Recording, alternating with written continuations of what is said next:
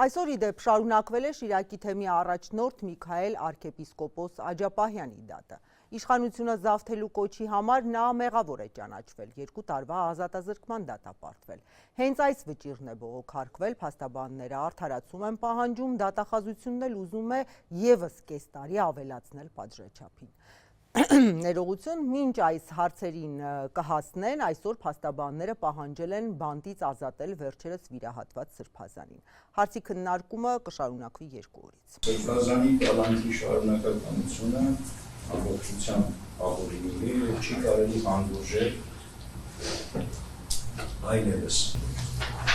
Հիմա եթե մենք վախենում ենք ոչերից, այսպես ասած, այդ էլ որոշակի չի, բայց ուշակում ենք, ենթադրում ենք, որ նոր հանցանք ասածը, այսպես ասած, ոչերն է, սա ուղիղ պատիժ է խոսքի համար։ Այսինքն մենք անձին պատժում ենք, իր համոզումներին հավատարիմ մնալու համար, զսպում ենք անձի ազատ խոսքը, եւ ոչ թե բարույթի հետ ապշում ենք, ասում ենք կալանավորում ենք, որ հանգարց ինչ-որ բան չասես, ոչ չանես։ Հետևաբար կալանքի շարունակական պահելը, սա արդեն վերածվում է հալածանքի։ Օրենքը պարտադրում է դատարաններուն ընտրել պիտանի միջոց։ Եվ այստեղ հիմնավորված է կարճ ասեմ, եւ բոլորին է հայտնի, չկա տես փաստարկը, վերբալ, խոսքով կատարվող հանցանքի դեպքում կալանքը պիտանի միջոց չէ, դա ընդամենը պատիժ է, սաստում է հալածանք։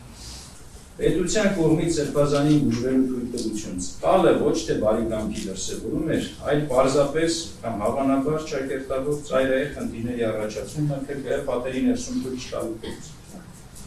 Այս կապակցությամբ պաշտպանական կողմը դատարանի առջև բարձրացնում է դրել հարցադրումները։ Որն է կալանքի իրական նպատակը։ Եթե պետությունը փաստում է, 63-ամյա Սրբազանը կարիք ունի իրատական միջամտության ստացիոնար տնամուր, ապա ինչ ռիսկի մասին է խոսքը։ Մենք իրականում բուժում ենք, թե ծառապանք ենք հետաձգում։ Չէ, որ անձի առողջական վիճակը սրվեց հենց քրեակատորական հիմներ։ Եթե կալանքը մնա անփոփոխ, ապա անխուսափելիորեն հիվանդանոց դուրս գրվելուց հետո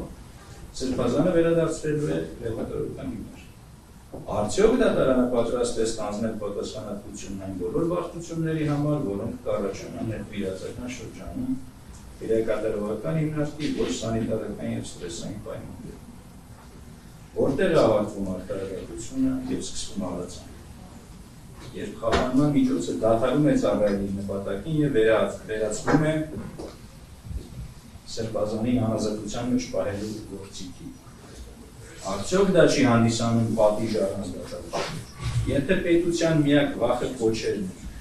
միթե տնային կալանքը կամ մյուս այլ ընտրանքները բավարար չեն այդ վերացական վախերը փարատելու համար։ Միաժամանակ թույլ տալով անձին ապահովվել արժանապատիվ պայմաններ։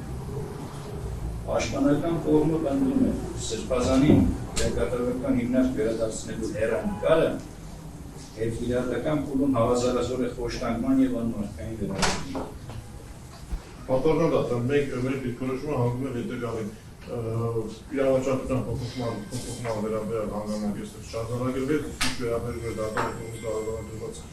բարձրացված հարցին պատասխան դատան դատավճռով Երևան քաղաքի Ավաշինացյանի տարածության քրեական դատարանը նշել է, որ դատավճռի վերջնականացումը նշել է, որ խափանուճը թողնել անփոփոխ մինչև դատավճռը օրինական բուժի մեջ մտնել է։ Եվ այս համատեքստում եթե մենք նոր հանգամանք ունենք, որը որ անհնարին է դարձնում անձի կալանքի տասնիկների հանգամանքը կարծում եմ ներկայումս դա չի կարող քննարկել ժամանակավոր։ Նկատի ունենալով, որ աշխատանքային օրն ավարտվել, ինչպես նաև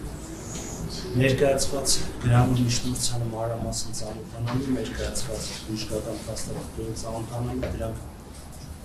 համադրելու համար դատանի ժամանակ է անհրաժեշտ, հաշվի առնելով նաև, որ վաղը ամբողջ